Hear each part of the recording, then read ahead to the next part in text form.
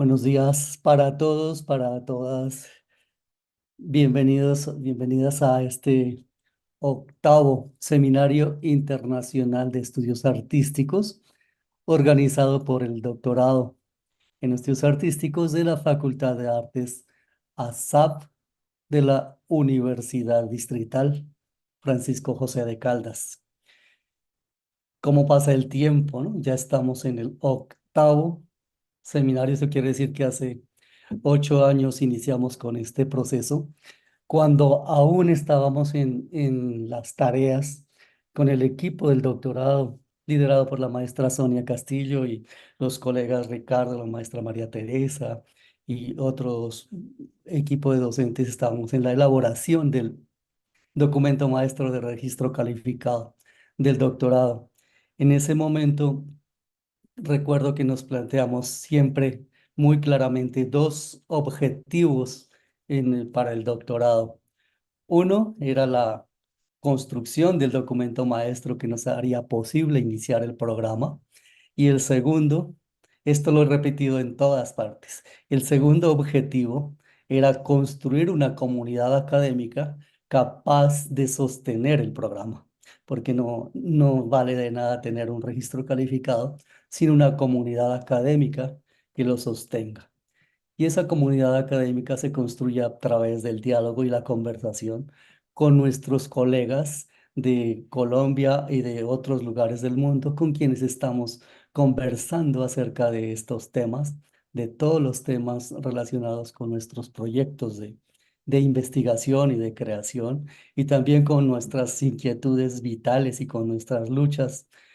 Sabemos que todos de alguna manera trabajamos en las luchas por descolonizarnos de alguna de las dimensiones del patrón colonial del poder que nos, que nos comprime y que causa en cada uno de nosotros una manera de la herida colonial.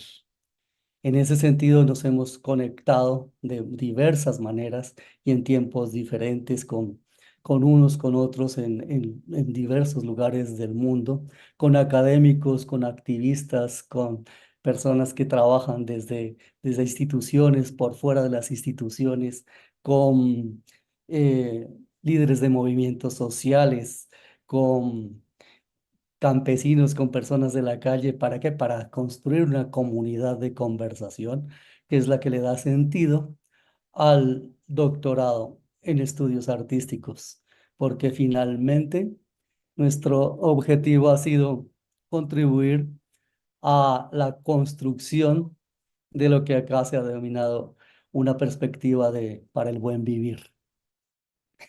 Entonces, en ese sentido, quería contarles un poquito en esta breve introducción a en general cómo es el doctorado. También aprovechamos estos eventos para, de alguna manera, invitar a los interesados en nuevas cohortes a conectarse con el doctorado, a inscribirse y también a tener acceso a los resultados de estos eventos. Le voy a pedir el favor a Daniel si puede compartir un poco la página web del doctorado, eh, en donde están nuestros resultados de todos estos procesos, e invitarlos a acceder. Primero quería decirles que nuestro doctorado tiene un plan de estudios que dura 4 años. Podríamos, si es posible, acceder ahí un momentito. Y tenemos 2 años de formación, de cursos y seminarios, y en esos 2 años preparamos el proyecto de tesis y tenemos otros 2 años para la realización del proyecto de tesis. Nosotros iniciamos este doctorado en el año 2019, en el segundo semestre de 2019, con la primera cohorte, con 15 estudiantes. Y esos estudiantes en este momento están terminando ya sus tesis para entregarlas y para entrar a tener la primera cohorte de egresados el próximo año. Tenemos una segunda cohorte que inició en 2023, y esa segunda cohorte consta de 12 estudiantes. Son 12 estudiantes que están ya ellos en proceso de la candidatura, ya sustentaron sus proyectos de tesis y están iniciando la elaboración de la tesis. Y tenemos una tercera cohorte, varios de los estudiantes aquí de la primera, segunda, tercera están aquí en la sala, otros están conectados por el chat. La tercera cohorte de un grupo fantástico de 10 estudiantes con los que estamos iniciando el proceso. Estamos terminando el primer semestre de formación en este momento y ellos en, en 2 años se tendrán ya listo el proceso, el proyecto de la tesis para seguir su realización. También tenemos los resultados de nuestras conversaciones están en nuestras publicaciones. Daniel, si puedes mostrar, por favor. Tenemos una colección de libros que le denominamos la colección doctoral y creo que tenemos alrededor de 20 títulos que hemos realizado desde el comienzo, desde el año 2008 cuando inició la conversación, después en 2010 cuando realizamos un primer evento de mostrar un poco lo que posiblemente sería el doctorado, y, y luego los libros que hemos ido recogiendo de nuestras conversaciones entre nosotros y con nuestros docentes invitados. Eh, la universidad solamente publica libros de docentes. Dado que nosotros tenemos docentes invitados, ellos nos han colaborado también con sus publicaciones para, para enriquecer esta colección. Podríamos mostrar los títulos más recientes, si te parece, Daniel, que son el libro de Marta Bustos. Bueno, está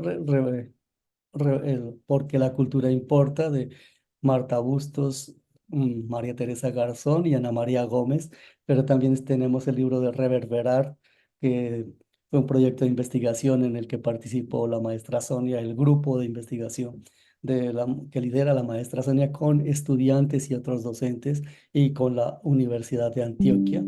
También tenemos el libro de Territorio Encarnado. Estos son nuestros tres publicaciones más recientes, que es de el autor Miguel Rojas Sotelo, pero que recoge una conversación también de lo que se llamó las mingas visuales, que es un trabajo con comunidades indígenas de largo aliento, en el que se empieza a trabajar una categoría muy, muy importante que se llama soberanía visual. Es decir, cómo desde las prácticas del colonial se construye una soberanía visual y modos de autorrepresentación de las comunidades indígenas en Colombia, tanto en el norte, en el centro como en el sur del país. También tenemos nuestras dos revistas. eh, de, Sabemos que las revistas indexadas, las revistas de investigación son muy complejo de realizar y de sostener, pero nosotros como una desmesura tenemos dos líneas de investigación: la línea de investigación Estudios Culturales de las Artes, liderada por el maestro Ricardo Lambuley, y la línea de Estudios Críticos de las Corporeidades, las Sensibilidades y las Performatividades. Cada una de estas líneas se propuso tener una revista eh, para, como un medio de circulación de los conocimientos que se van produciendo también en estas conversaciones, y también como una manera de posicionar el doctorado en estas conversaciones que son muy internas también de las comunidades académicas especializadas. Nosotros nos propusimos dialogar tanto por dentro como por fuera de las instituciones para dar el debate de la decolonialidad del conocimiento. Y entonces, con las revistas indexadas, de alguna manera damos un debate desde dentro de la institución, con Publindes y con los rankings de las indexaciones y todo esto, y participamos en esa conversación. En estos momentos tenemos un modo de publicación que Redalic, lo ha denominado como la línea dorada, que significa que son las revistas que no cobran por publicar, a los autores no les cobran por publicar y tampoco les cobran a los lectores por acceder a los contenidos. Es decir, somos open access y estamos también en la línea de las políticas nacionales de ciencia abierta. que se están implementando en el país.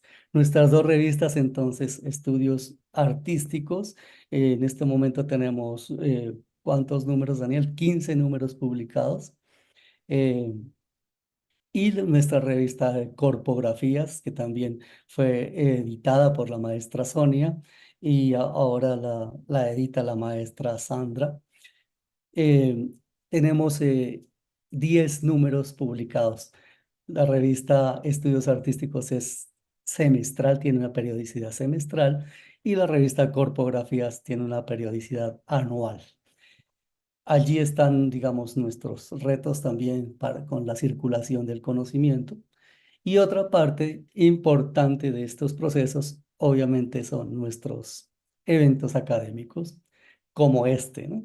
No solamente realizamos este evento académico, el seminario, sino también tenemos nuestros eventos de coloquio con los estudiantes de cada corte. Organizamos un coloquio en el que los estudiantes presentan su proyecto de tesis, socializan su proyecto de tesis. Participamos en otros eventos académicos como el organizado por la red, se llama la red de datos de la Universidad Distrital, que se llama Lo Hacemos por TIC, y otros eventos que organizamos, coorganizamos con otras universidades y con otras instituciones. Entonces, este es nuestro octavo Seminario Internacional de los Estudios Artísticos, y pues estamos muy, muy contentos con el equipo del doctorado. Queremos agradecer al equipo del doctorado por la planeación y de este proceso, a todos los integrantes del equipo de apoyo, al consejo curricular del doctorado, a la maestra Sonia Castillo, al maestro Ricardo, a la maestra Viviana, a todo el equipo que está aquí participando. Ellos se irán presentando, ellos son parte de la organización del evento y ellos van a realizar la moderación de este evento. Cada uno presentará a algunos de los ponentes y se presentará. Entonces, muchas gracias a todos, a todas por estar acá. Y entonces vamos a dar inicio a este seminario con la primera ponencia, la primera conferencia, que estará a cargo de Olver Quijano, y la presentación la realiza Laura, Laura Castro. Entonces, Laura, tienes la palabra. Bueno, buenos días a todas y todos. Mi nombre es Laura Castro, hago parte del doctorado, del equipo del doctorado, y hoy en el primer día del octavo Seminario Internacional de Estudios Artísticos, que se ha nombrado Tejiendo Redes de Intercambio y Colaboración, tengo la oportunidad de presentarles al maestro Olver Quijano Valencia, quien es doctor en Estudios Culturales Latinoamericanos de la Universidad Andina Simón Bolívar de Ecuador, magíster en Estudios sobre Problemas Políticos Latinoamericanos, especialista en docencia sobre problemas latinoamericanos, contador público y con estudios en antropología, profesor titular de posgrado en la Universidad del Cauca, Colombia, para evaluador e investigador asociado de Miniciencias, miembro de la Red de Intelectuales Latinoamericanos de Economía Social y Solidaria, de Biopolítica, Red de Investigadores Latinoamericanos, miembro académico del Centro Colombiano de Investigaciones Contables, coordinador del Grupo de Investigación Contabilidad, Sociedad y Desarrollo, reconocido y clasificado por Colciencias en categoría A, autor y coautor de varios libros y ensayos sobre antropología política, sociedad, desarrollo, teoría, educación e investigación. Muchas gracias, Laura. Entonces, con el título de la conferencia, Capitalismo Artístico y Estetización, Arte, Cultura y Negocios, le damos la bienvenida a nuestro colega Oliver Quijano Valencia.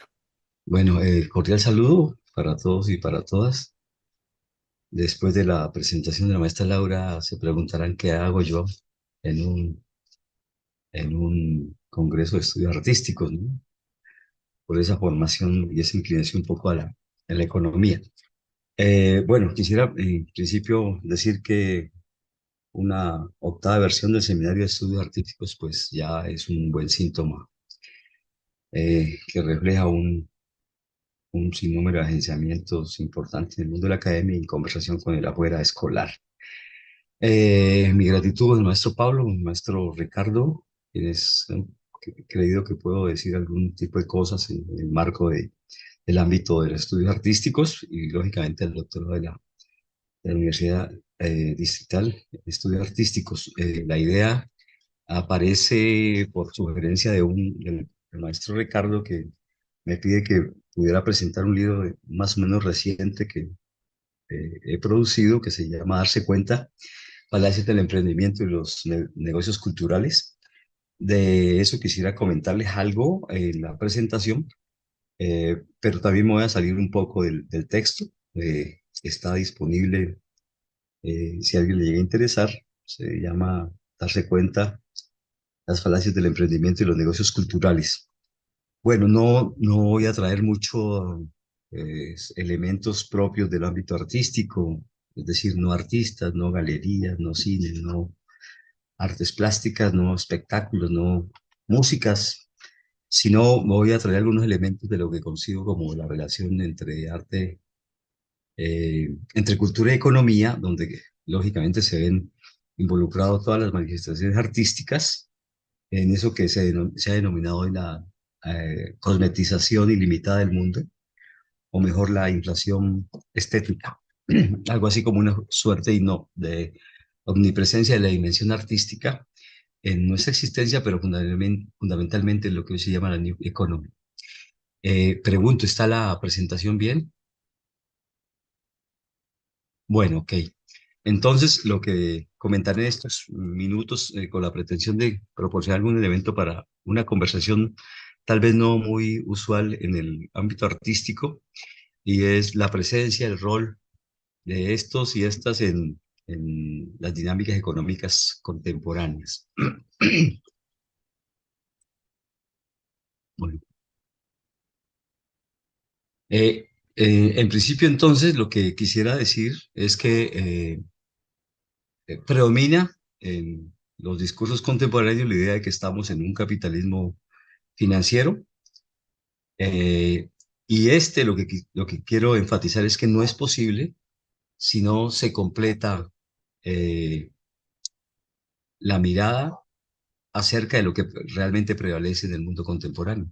Ciertamente estamos en un capitalismo financiero del cual no nos ocupamos generalmente en el ámbito artístico, pero no es posible el mundo financiero si no acude a otras expresiones, algunas veces imperceptibles en nuestra mirada y en nuestra lectura, como es el capitalismo cognitivo. El capitalismo cognitivo es esa expresión, simplifiquémosla diciendo que la que dice que uno nace y va a la escuela y uno está a puertas de morir y sigue en la escuela. Es decir, el capitalismo como una mercancía de grandes alcances rentísticos, pero también la expresión de que vivimos en una sociedad del conocimiento asistida por un mercado de la ciencia del conocimiento altamente prometedor. No es posible tampoco el capitalismo financiero si no conseguimos que existe un capitalismo emocional, creador, difusor y movilizador de lo que se llaman las mercancías emocionales o los commodities, de lo cual también se ocuparía el capitalismo artístico, que al final no es posible el capitalismo financiero sin el capitalismo natural.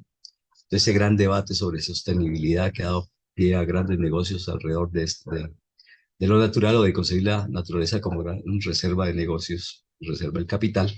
Pero también no es posible este escenario de la financiarización sin acercarnos a la comprensión del capitalismo sensorial, eh, el cual también nos asiste y sobre el cual también tendría que ver mucho el capitalismo artístico. Y finalmente, pues no es posible el estado actual y el triunfo un tanto altanero del capitalismo financiero sin el acercamiento al conocimiento de lo que se llamaría hoy, pero con grandes antecedentes ayer, acerca del capitalismo artístico, creativo y, según algunos analistas, el capitalismo transestético.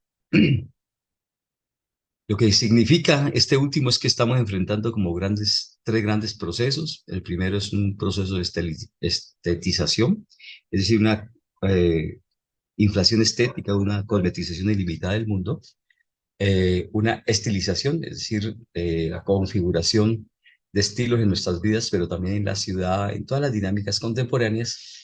Y finalmente lo que se ha denominado la artistización del mundo, a partir de la presencia de la dimensión artística en todas nuestras formas de existencia.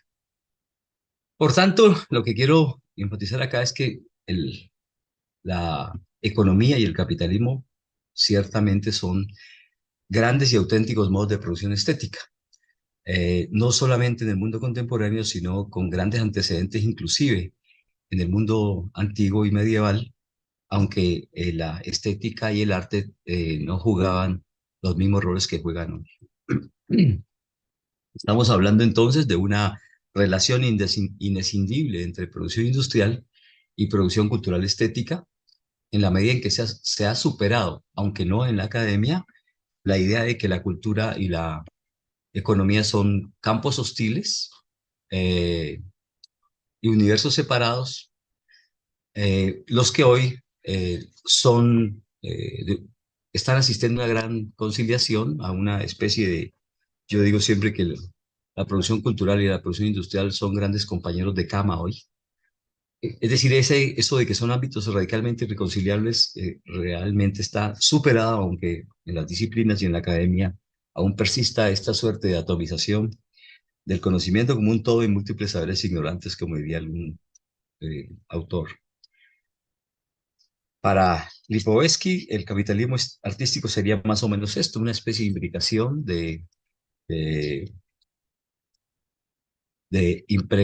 cómo se han impregnado, se han penetrado, remodelado el mundo de la producción, de la distribución y el consumo por manifestaciones y tal vez la función económica explicada en el contexto estético. Es decir, se han remodelado por operaciones de naturaleza fundamentalmente estéticas. Y entonces encontramos todo lo que conocemos como globalización, pero en relación con lo que hoy se conoce como financiarización en el mundo del imperio del capitalismo financiero, es decir, toda esta tendencia a volverlo todo mercancía, commodities, pero también globalización y financiarización no son eh, posibles, sino que se llamaría hoy la omnipresencia de la dimensión artística en todos los ámbitos de la existencia. Como pueden apreciar, entonces lo que existe es una suerte de artistización de la vida cotidiana que se expresa en el capitalismo comercial en relación con la generalización de estrategias estéticas con fines mercantiles. Y lo podemos apreciar en una especie de nuevos usos y significados de todas las manifestaciones artísticas y de la labor del artista en cosas aparentemente insignificantes como lo que ustedes aprecian en la diapositiva. Esta artistización de la vida cotidiana entonces está afincada en la idea de estetizar casi todo como lo aprecian en la diapositiva. Lo que viene pasando entonces es una suerte de desvanecimiento de las grandes oposiciones dicotómicas para configurar una suerte de mezcla funcional eh,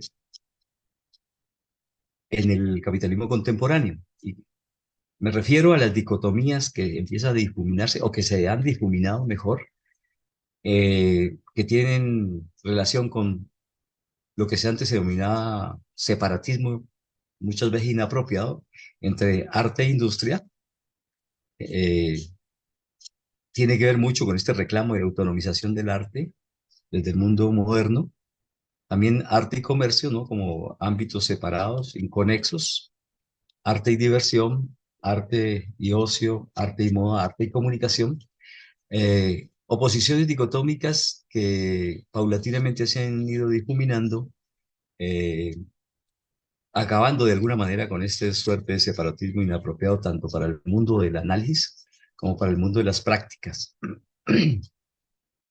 Lo que dicen los autores, fundamentalmente Lipovetsky, es que esta suerte de estetización no es de hoy, sino que tiene unas antecedentes claves en el mundo antiguo, donde la estetización jugaba en tanto, o su rol tenía que ver con aspectos de orden ritual, o mejor, una suerte de síntesis para decir que el arte era para los dioses, de tal forma que lo que se hacía era mostrar las prácticas estéticas determinadas profundamente por sus funciones culturales y sociales. En segunda instancia, la estetización aristocrática o lo que se llamó el arte para el príncipe, que instala el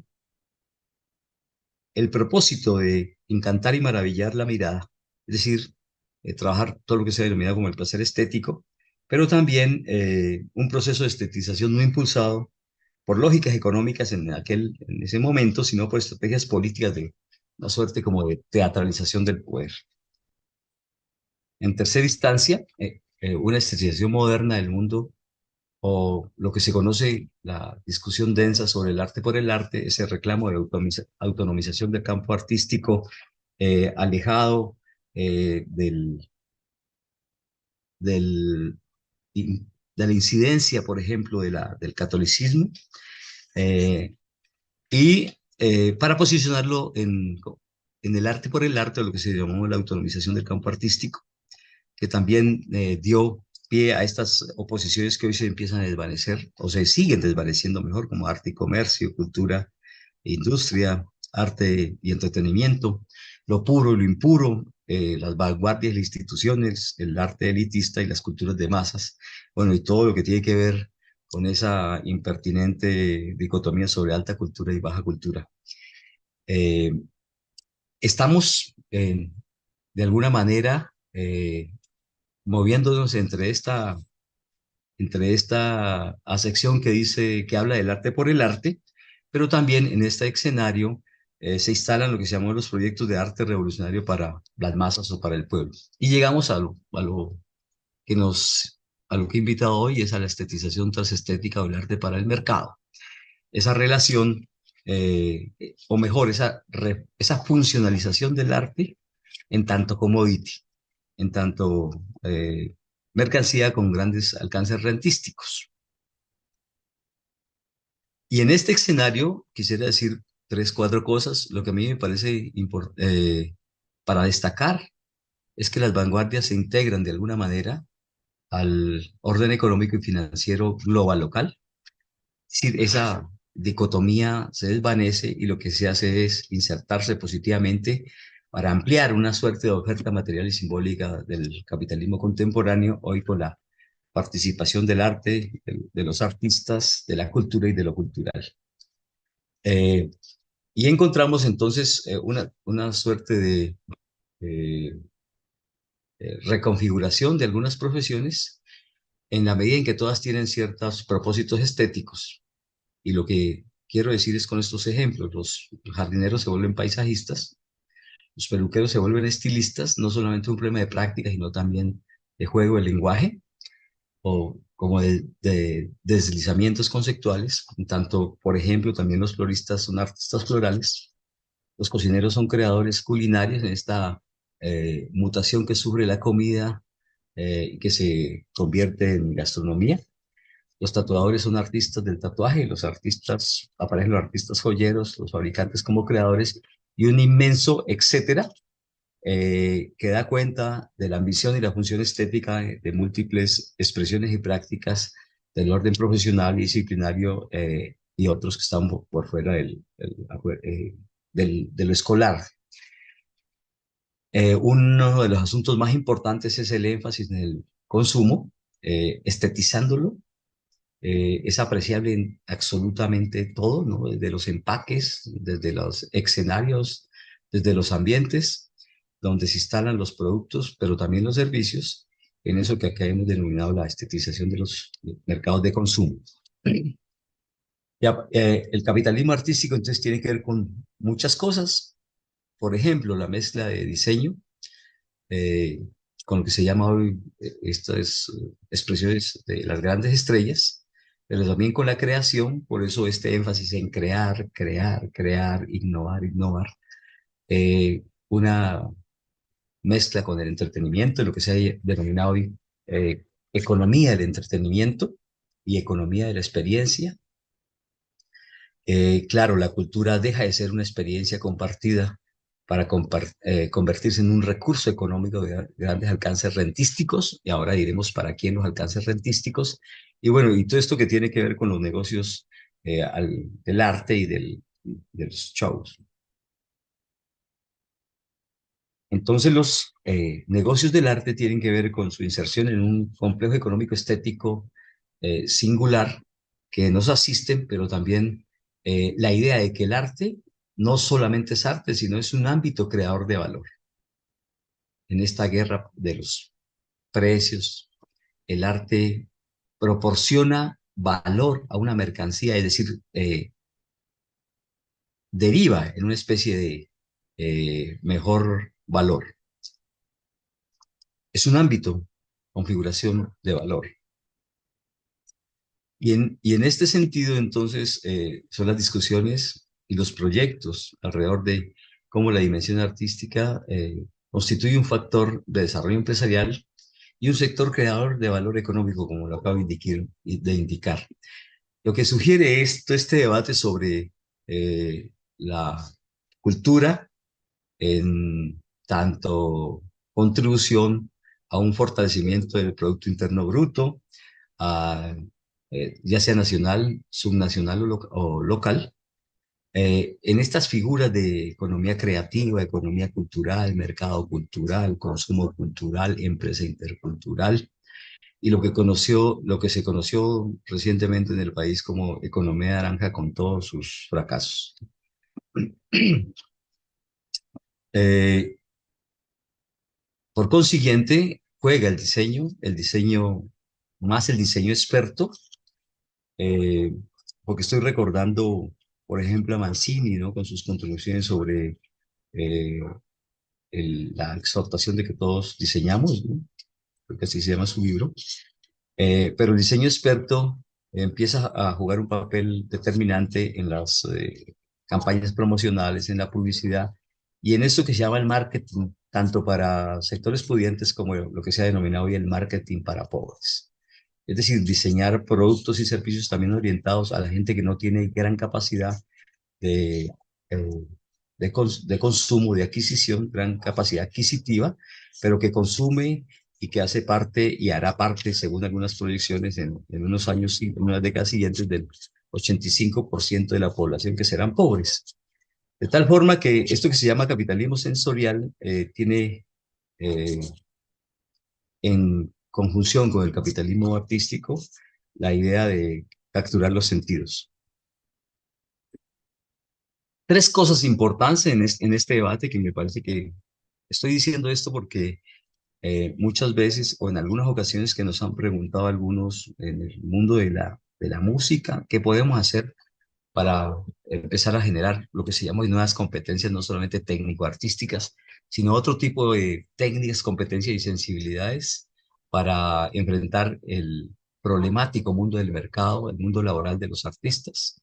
Algunos hemos sugerido que hay que trabajar más de alguna manera lo que llama gestión cultural, eh, pero también algún tipo de involucrar tecnología en todas las áreas, en todas las manifestaciones artísticas, de cara a unos requerimientos particulares y hasta utilitarios del mercado.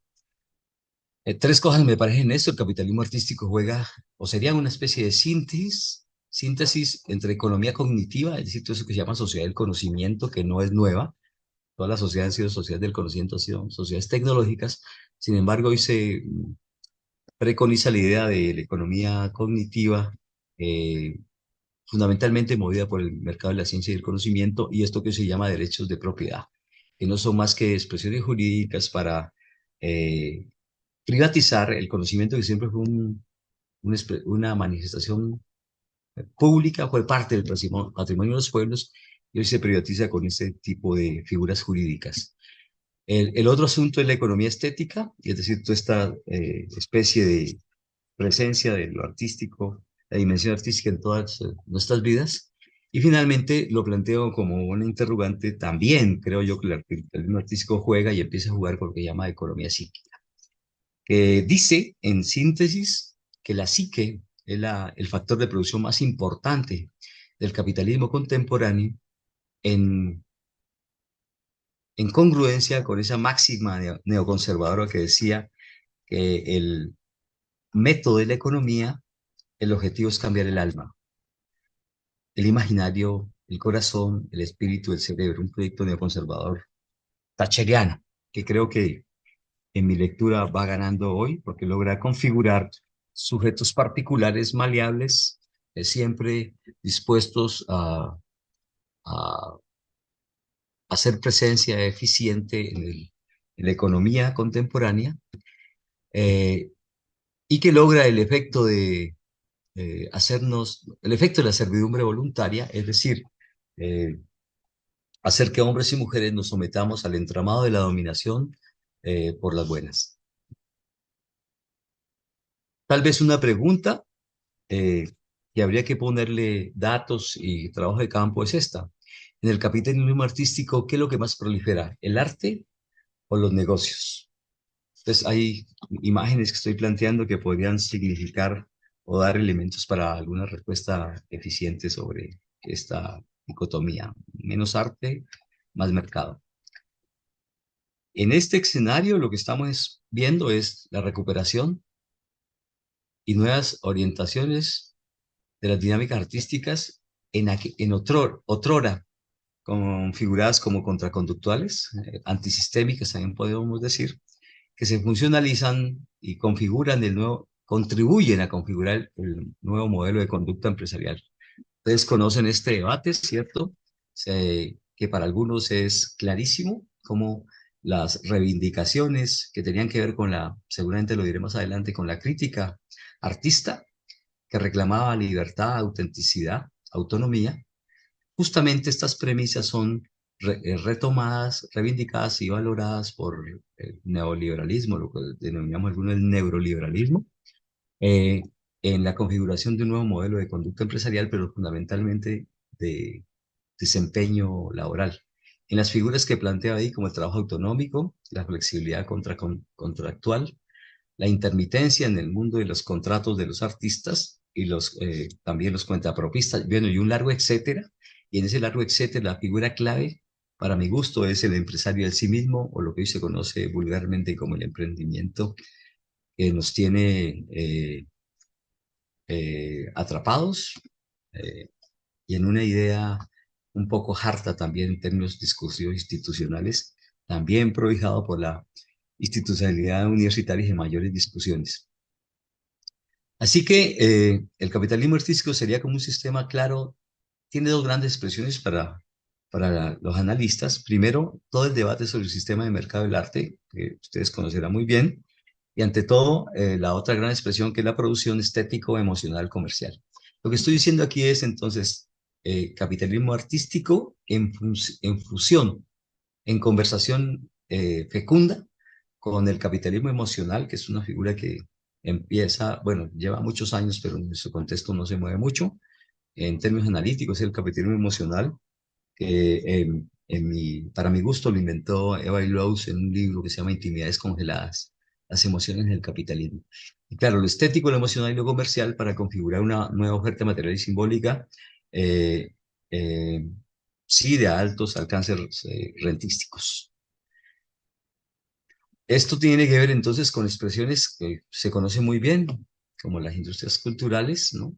Creativas, pero también el protagonismo del mundo de la comunicación y de todo esto que aparece abajo como las diversas manifestaciones artísticas como el cine, la música, la edición, la televisión, los videojuegos, los cómics, los postales y un etcétera, que tiene que ver con eso que se llamó bellas artes y otro tipo de expresiones que no coinciden con el canon necesariamente de las bellas artes.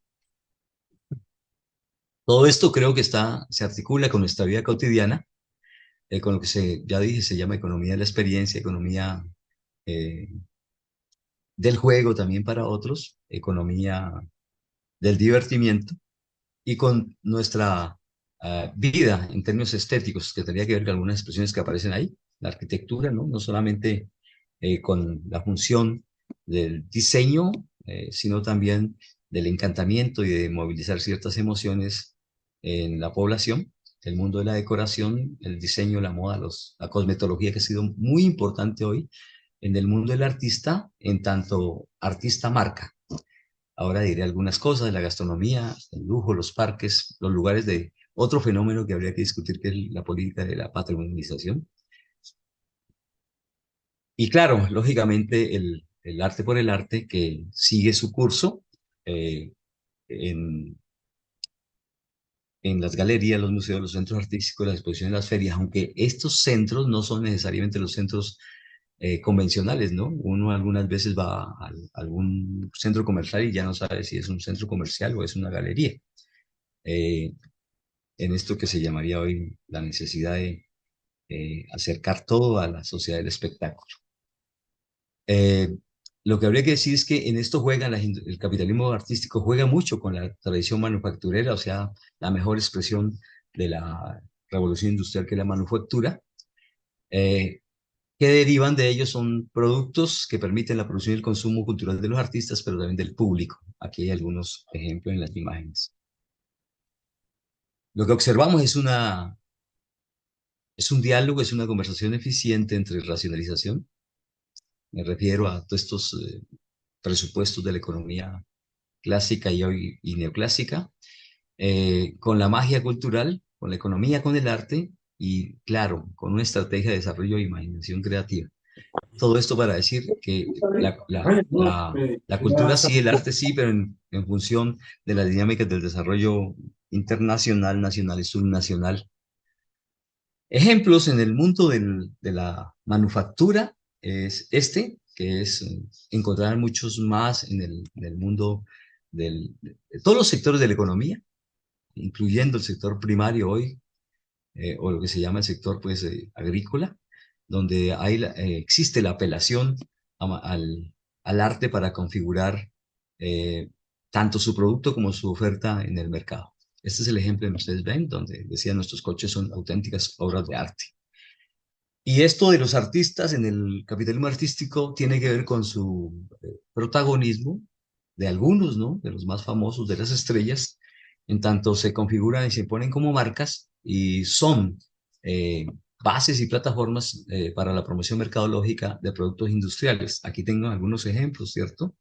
Como Salvador Dalí, como Warhol, como Shakira, para el caso, y los artistas marcas que están en el contexto del cine, la televisión y otras expresiones artísticas que se vuelven marcas. Es decir, por eso Lipovetsky diría en algunos de sus apartados que la época del artista maldito ha caducado, del artista que estaba más inserto en proyectos revolucionarios eh, y ahora son más marcas que artistas malditos que interpelan o se convertían en artistas antisistema.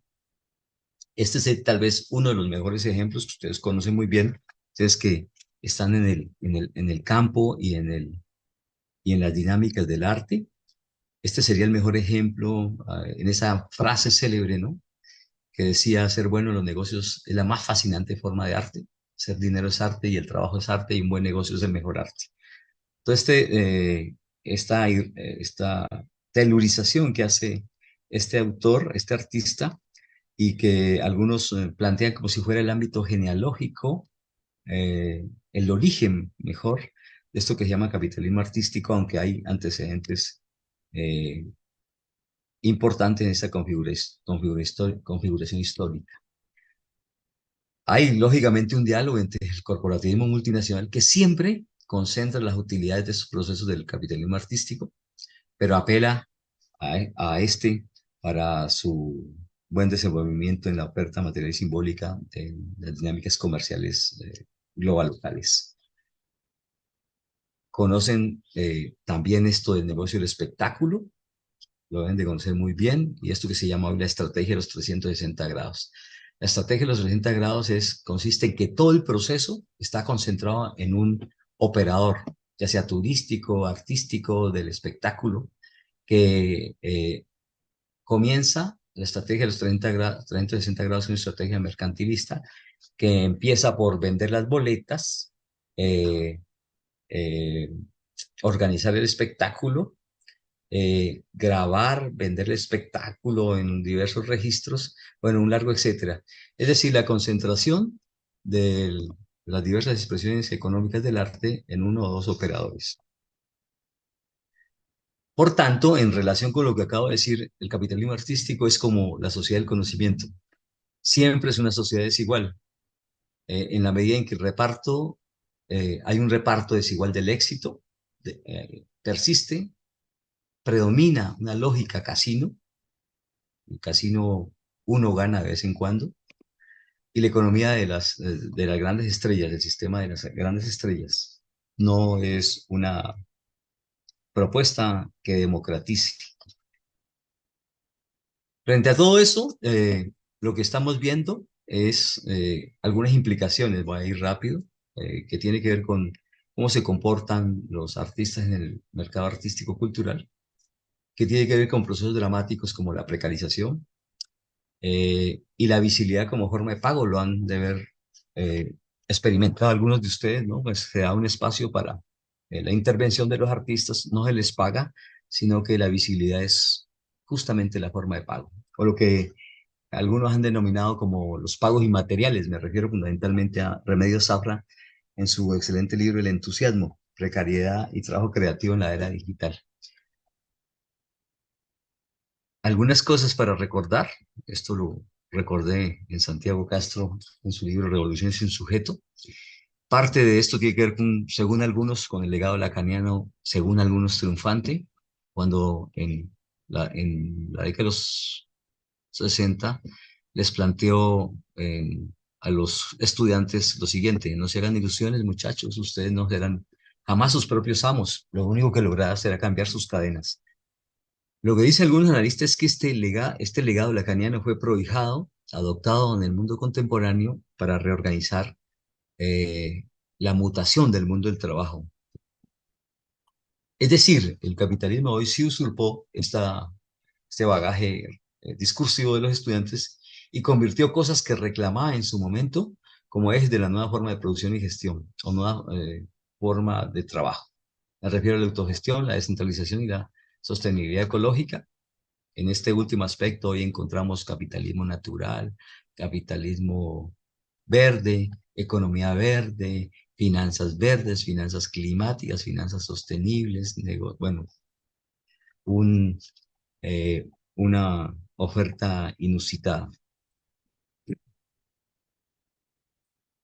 Lo que estas expresiones de trabajo autónomo, empleo ocasional, libertad y flexibilidad contractual, contrapropistas, freelance, son las reivindicaciones de aquellos tiempos, fundamentalmente del 60, que son hoy recuperados por el capitalismo en lo que se denomina el nuevo modelo de conducta empresarial, o en lo que otros denominarían el nuevo espíritu del capitalismo, eh, el, el- esta gran contribución, para algunos buena, para otros nefasta, de Boltanski y Chapelo.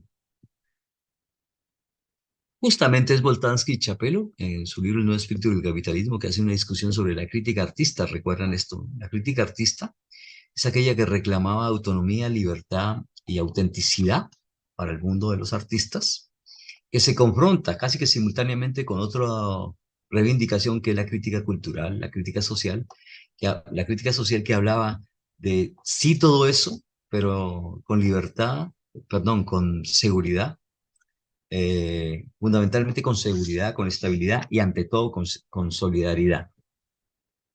Eh, Estamos entonces enfrentando lo que Boltanski y Chapelo denominan el nuevo espíritu del capitalismo, en un libro larguísimo, como de 600 páginas, donde dedica un apartado significativo a discutir esto de la crítica artista frente a la crítica social, eh, dejando ver también que tiene que ver con un modo de vida reivindicado por los artistas y las artistas, o lo que se denominaría más adelante un modelo artístico que es adoptado en el mundo laboral y empresarial, y que tiene que ver con esto de la subcontratación, de la intermitencia, del freelance y todos estos asuntos.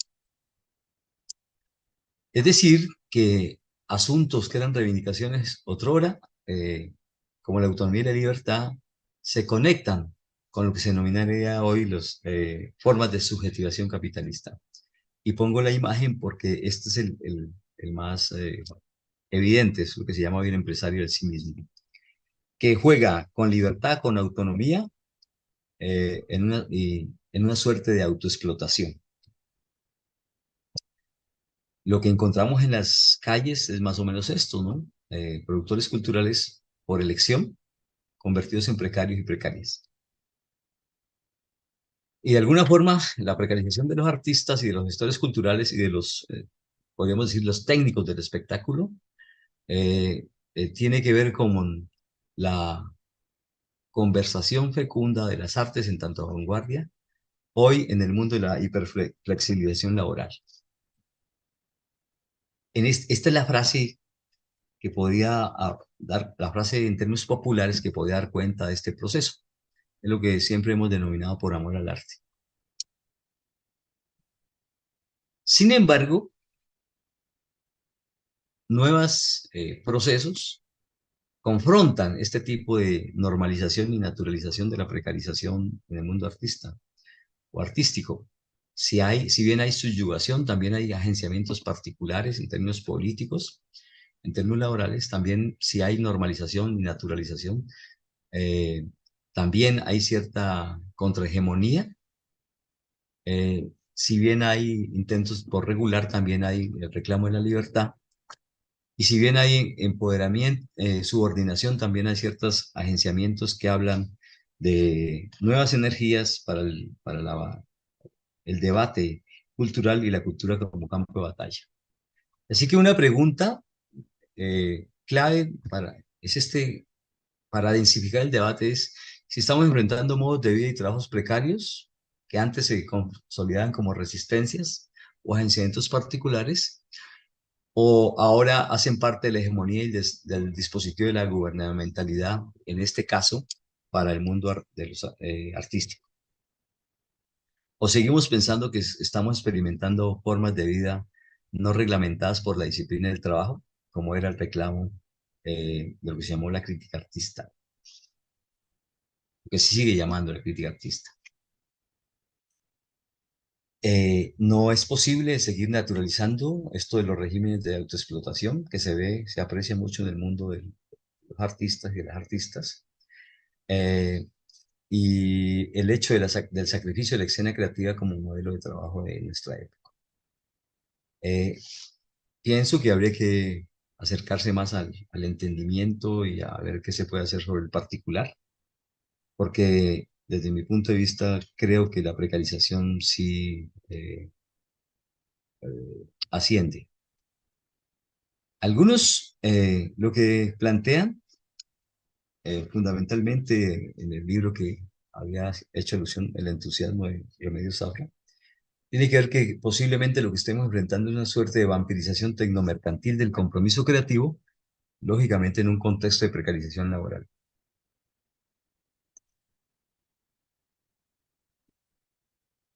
La idea de que la cultura es sin duda un motor económico, según algunos estudios, por ejemplo, me refiero a Rowan Yaron, dice que no es tan cierto, que es más una construcción ideológica, más que una realidad empírica. Para el caso colombiano, el libro de Gestación Cultural en vez de Economía Naranja, de un profesor de la Universidad del Valle, eh, iría en el mismo sentido, tiene la misma orientación analítica, donde a través de la apelación a datos logra demostrar que no es cierto que sea un gran elemento, que aunque contribuye, sí, no es la aspirina universal para combatir lo que se llaman las enfermedades sociales contemporáneas, como son la pobreza, etc. Son más una construcción ideológica que una realidad empírica. Habría que hacer también algunos estudios con cierto respaldo etnográfico para ver qué pasa en nuestro contexto. Entonces, flexibilización laboral en el campo artístico-cultural o modos de vida es el debate que todavía se, se aprecia, aunque creo que este debate bajo bajo dicotomías por oposición no creo que sea posible. Creo que el asunto de blanco y negro no es tan cierto y se pueden apreciar otro tipo de manifestaciones. Bueno, ¿qué hacemos con todo esto finalmente para ir concluyendo este, esta intervención? Creo que ¿qué podemos hacer? Reivindicar la cultura del arte como campos de batalla y armas de legítima defensa. Es decir, recuperar la dimensión política del arte o la cultura como agente de cambio social, tal como era uno de los brazos del- de la expresión moderna del arte en su expresión, el arte por el arte. Claro, la cultura sí es un espacio, un lugar de respuesta a toda hegemonía oficial mayoritaria, es decir, sigo pensando el carácter emancipatorio del arte, aún en medio del capitalismo artístico, en esto que todos y todas conocen como artivismos, múltiples artivismos, que tienen que ver con militancias, pero también con interpelaciones, con instigaciones, con respuestas, muchas veces militantes, a grandes problemas contemporáneos, eh, en términos para garantizar otras formas, como diría el maestro Pablo, otras formas más inspiradas en la égida, en el horizonte y en la práctica del buen vivir. Seguir pensando que el arte y la cultura son instrumentos de formulación política identitaria, claro, y que contribuyen a la producción de sentidos y que por eso valdría la pena, y que sin duda configuran agenciamientos políticos. Aquí estoy mostrando algunas obras del maestro Jafé Gómez en el Cauca, un registro de las luchas de la década de los noventas, que es más o menos la orientación de su obra, eh, para dar cuenta de agenciamientos, pero también de lo que hoy se podría denominar, según Jaron Rowan, los emprendizajes autónomos. En síntesis, creo que la idea es que recuperar eh, el arte y la cultura como activos políticos de grandes colectivos y de comunidades que aún juegan en este acto de agenciar cosas distintas, de resistir y de colonialmente, podría decir que es todo lo que puede hacer con el arte y la cultura hombres y mujeres del lado del no ser, que siempre hacen cosas de otro modo. Aquí estoy colocando dos escenas, uno de lo que se llama la Minga de Arte Indígena en el Cauca, en su segunda versión, y una expresión artística como la chirimía, eh, y su participación en todas las manifestaciones, paros en la región. Y sí, el uso estratégico del capital simbólico y cultural tiene que ver también, aquí hay dos imágenes, una del maestro Japé y otra que es un montaje que se ha hecho para dar cuenta de un uso estratégico de lo simbólico para escenarios fundamentalmente de discusión, de conversación, de confrontación con el statu quo. Y sin duda, el arte para seguir configurando, reivindicar la memoria social y el uso del patrimonio como reivindicación social. Aquí lo que estoy diciendo es muralismo de la memoria, muralismo del conflicto, eh, la fotografía y su contribución a la configuración de memoria. Existe aún eh, para dar una respuesta o configurar otras preguntas pertinentes acerca de si el arte es capitalista o el capitalismo es artístico. Bueno, quiero dejar por ahora ahí, maestro Pablo, sobre estos elementos generales sobre un fenómeno que nos asiste, que sin duda eh, lo apreciamos todos los días mientras caminamos, que tiene que ver con la cosmetización ilimitada del mundo y la omnipresencia y la dimensión artística en nuestras vidas. Bueno, muchas gracias, Pablo. Muchas gracias, Oliver, por esta excelente presentación. Abrimos entonces unos minutos para conversar. Eh, si hay manos levantadas, Laura nos ayuda como a mirar si hay preguntas por el chat. Eh, Mientras tanto, yo quería hacer un comentario, Oliver. Es ahí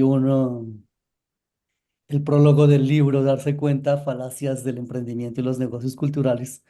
El libro, el prólogo lo hace Arturo Escobar y Arturo, eh, mientras hay manos levantadas, todavía hay manos. Pues Arturo tenemos tiene varios comentarios en el en YouTube. el chat. Bueno, entonces ahorita miramos los comentarios. Arturo hace un párrafo fantástico también, igual que el libro, en donde resume como la tesis y de lo que tú has planteado acá. Y es como lo siguiente, dice, al movilizar la cultura para los negocios, algo argumenta Olver, eh, de manera convincente que todo, identidades, artesanías, música, arte, comida, paisaje, cuerpo, diseño, se convierte en objeto económico, oportunidad para la acumulación y mecanismo de automercantilización y autoexplotación. Y eso es un poco lo que ha mostrado Olver y un poco, quizá la tesis de Olver es que el darse cuenta de eso, digamos, la importancia de darse cuenta de esto, a mi modo de ver, quería plantearle a Olver, sería una práctica de colonial. Es decir, darse cuenta de cómo es que está funcionando y cómo estamos haciendo nosotros para entrar en un proceso de autocolonización eh, de nosotros mismos a través del proceso neoliberal y del emprendimiento. Es como dice Arturo, una tecnología política de la subjetividad y del autosometimiento como cuestionable política de la felicidad. Entonces, el planteamiento a Oliver es, si esto es, pues obviamente es un proceso de colonización de nosotros mismos, pero también como él lo mostró en la última parte de la ponencia, también hay procesos que intentan salirse de de esa autocolonización, ¿no? Entonces, quería dejar ahí Sí, como para muy bien. conversar. Sí, maestro Pablo, muchas gracias. Bueno, aprovecho tu comentario para decir varias cosas. Uno, eh, el libro se llama Darse Cuenta porque una contribución que hizo Carol Sardeto en una columna muy chiquitica. Carol Sardeto es de Guatemala, escritora y, bueno, comunicóloga, creo que es también. Y esa columna fue muy interesante porque la columna se llama eh, Descolonizarse. El primer paso es darse cuenta. Si no nos damos cuenta, es imposible la descolonización. Entonces, el libro se llama Cultura, Subjetividad y Negocios, y por una de esas cosas afortunadas que tienen los buenos editores, encontró en el primer párrafo de la introducción, encontró este título. Pero permíteme, yo voy a decir qué es lo que dice Carol Sardeto, porque no voy a leer la columna completa, pero aparece un párrafo en el libro. Carol Sardeto, en una de sus sugerentes y provocadoras posturas frente a la compleja y preocupante realidad contemporánea, y a la necesidad de comprenderla y repensarla, cuenta que National Geographic publicó hace algún tiempo una historia que parece sacada de una ficción. Hormigas colonizadas por un poderoso hongo. Cuando la hormiga ingiere sus esporas, sale de su estricta rutina y se comporta de manera extraña, pues el hongo ha tomado posesión de su sistema nervioso y de su voluntad. La hormiga deja de velar por sus propios intereses, dominada desde adentro actúa en función de una sola cosa, la reproducción del hongo. Cuando el proceso termina, la hormiga ha sido completamente infiltrada. El hongo sale por su cabeza expulsando nuevas esporas que contaminarán a más hormigas y así sucesivamente. Digo yo. Al respecto se pregunta, ¿cómo salimos de ese encanto perverso? Y responde Carlos Sarteto. El primer paso será darse cuenta. Entonces, claro, porque todos estos procesos de descolonización sin darnos cuenta es imposible. Y tu intervención tiene que ver con que muchas veces no hemos logrado darnos cuenta. Por eso yo planteé esto de la economía psíquica, ¿no? Y de esto de este proyecto thatcheriano de Margaret Thatcher que dice, el método es la economía, el objetivo es cambiar el alma. Y creo que nos han cambiado el alma, el imaginario, el corazón, el espíritu, el cerebro, y nosotros no nos hemos dado cuenta. ¿Por qué? Porque el capitalismo, bueno, esto está planteado por muchos autores hoy, el capitalismo contemporáneo no acciona exclusivamente con el poder opresor, sino con el poder seductor, el smart, el inteligente, y yo señalo en el libro cuatro psicotecnologías, cuatro ontotecnologías, cuatro antropotécnicas, que son la psicopolítica, la no política, la etopolítica y la neuropolítica. Son técnicas de subjetivación que logran configurar hombres y mujeres en campo abierto y a distancia. Entonces, este asunto, maestro Pablo, de las formas de subjetivación contemporáneas, no, yo no veo que haya gran atención analítica y me parece que ahí estamos colonizados, pero también, como bien lo planteas, como autocolonizados. Por eso el maestro Arturo Escobar dice en otro de sus textos, si estamos en una crisis multidimensional, también deberíamos hacer un esfuerzo para transformarnos ontológicamente nosotros, porque sufrimos una suerte de ocupación ontológica sin precedentes. Y claro, la servidumbre voluntaria es la mejor expresión. Y en el libro también hago alusión un poco a esto de los aprendizajes culturales o los emprendimientos culturales, porque estamos enfrentando tal vez el arma, el dispositivo más eficiente que se llama emprendimiento. Es una forma de subjetivación contemporánea por la cual se ha logrado generalizar la forma empresa sin mayores cuestionamientos. Bueno, eso podría decir maestro Pablo sobre... bueno, lo otro es si es producto de la acostumbrada y hay veces hasta excesiva generosidad del maestro Arturo Escobar. Creo que fue muy justo Arturo al describir el libro. Eh, Laura, había unos comentarios en el chat para que puedas leerlos, por favor, y que Olver pueda comentar. Vale, entonces, profe Artes Armando nos hace varias preguntas. Inicia con la siguiente. Estar en contra del capitalismo es sin duda parte del sentido común contemporáneo. ¿Cómo trasciende este límite común esta propuesta desde la economía de la cultura? ¿Frankfurt o más allá del posmo? Eh, ¿Leo todas las preguntas y luego recogemos o respondemos una a una? De pronto No, todas, ¿no? léelas todas. Ok. Todas. Eh, él mismo nos pregunta, ¿cuál es su lectura de las prácticas tradicionales de las artes en clave de aportes a la transformación de las relaciones de mercado? ¿Valen en este sentido? Desde la posición de Oliver Quijano, ¿alguna recomendación para avanzar en la desproletarización de los artistas? Luego hay algunos comentarios que hace Gary Muriel y Luis Alberto Verdugo. Se genera como una conversación entre ellos en el chat. Mm,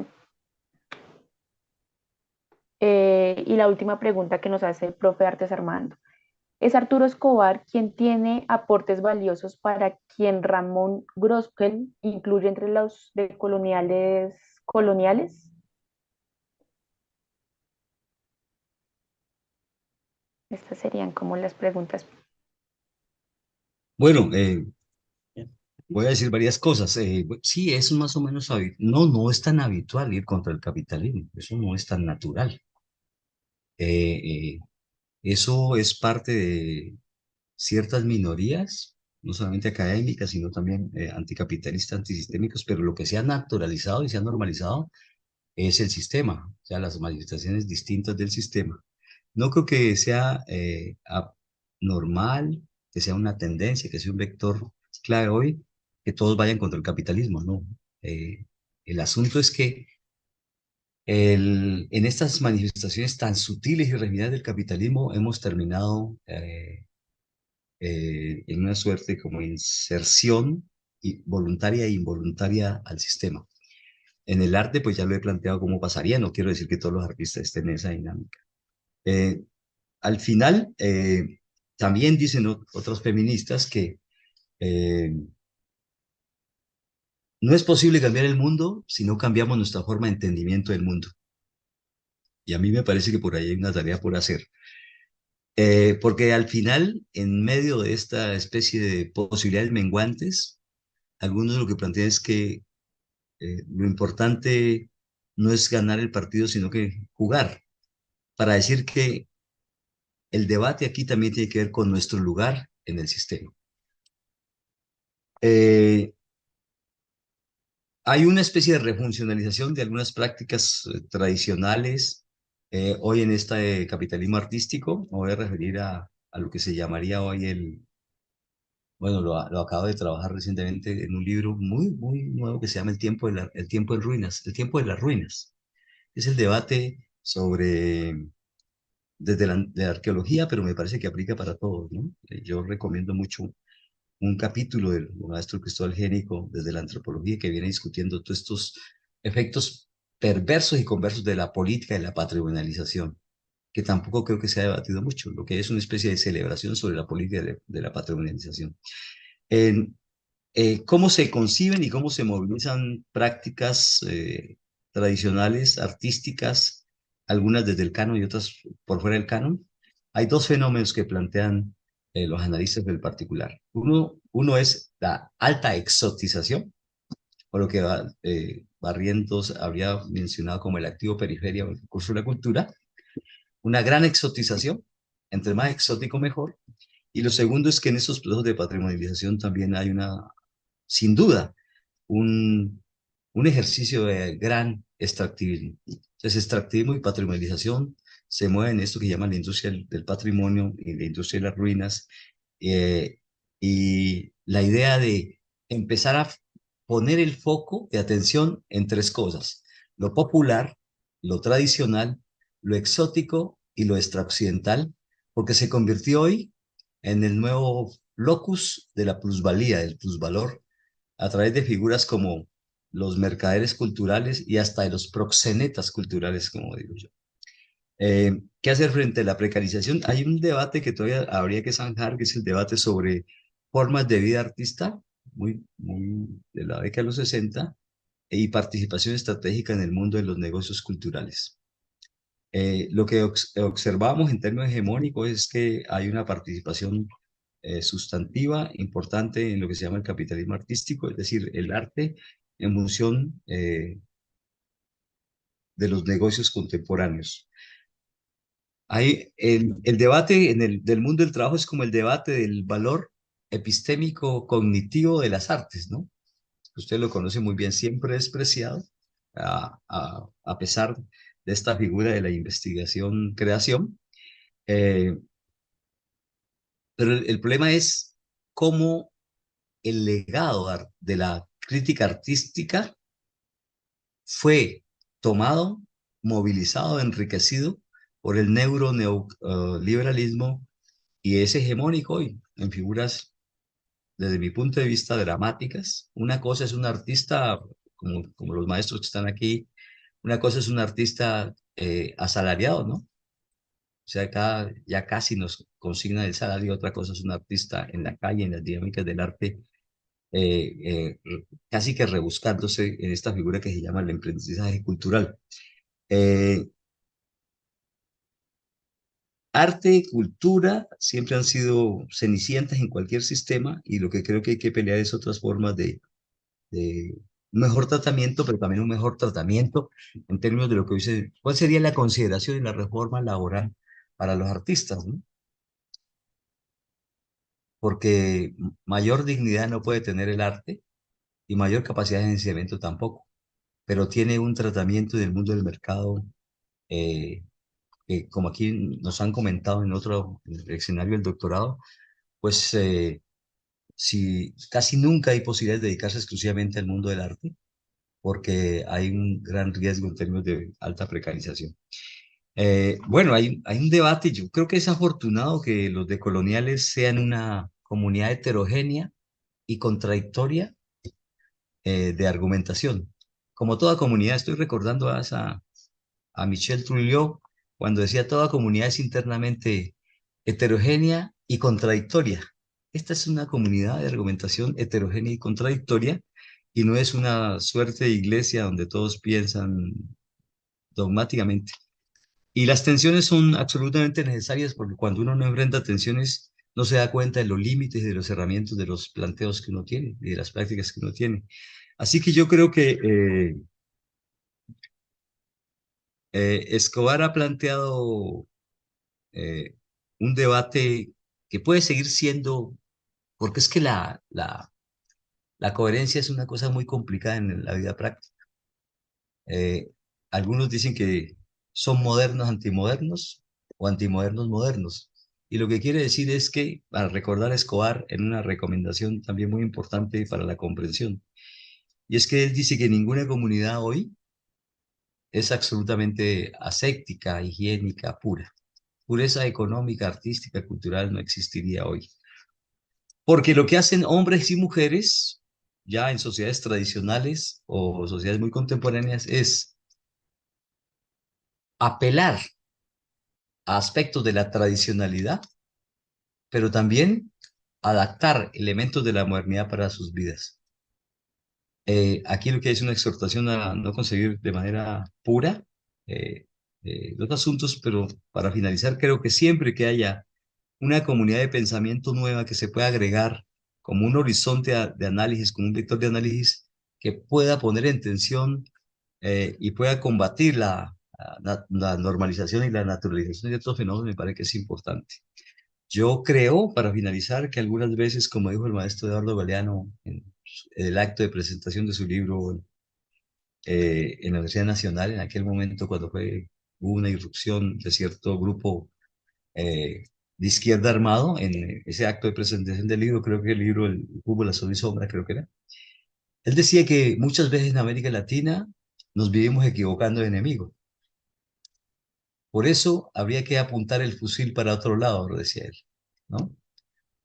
Me sorprende mucho que algunas veces las nuevas formas de análisis sean las culpables y no las formas como históricamente se ha expresado el pensamiento único. Yo siempre reconozco que todo horizonte tiene unos límites, unos herramientas, unos problemas y unas paradojas, pero suma en este acto de contribuir a darnos cuenta.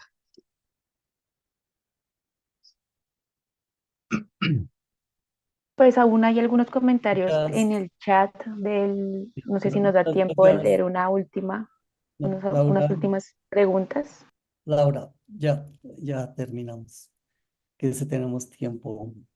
Bueno, ¿Ya? Eh, ¿Nos da el tiempo? sí, a los colegas que son estudiantes del doctorado, que están también por el chat, los invitamos para que entren creo que a ellos también les compartimos el link para que entren a la sala y puedan participar de manera directa también en la conversación y podrían levantar la mano y plantear las preguntas de manera directa para siguientes ponencias. Entonces, muchísimas gracias, Olper. La conversación sigue, sí, todas las conversaciones son abiertas. Creo que has dejado planteado varios temas para seguir desarrollando y seguir conversando, ¿no? Eh, con Olver fue que inició un poco la conversación de Colonial en 2008 con Ricardo, en un evento que precisamente organizó Olver en la Universidad del Cauca con el Banco de la República que se llamó sí. Músicas, Saberes y Sabores.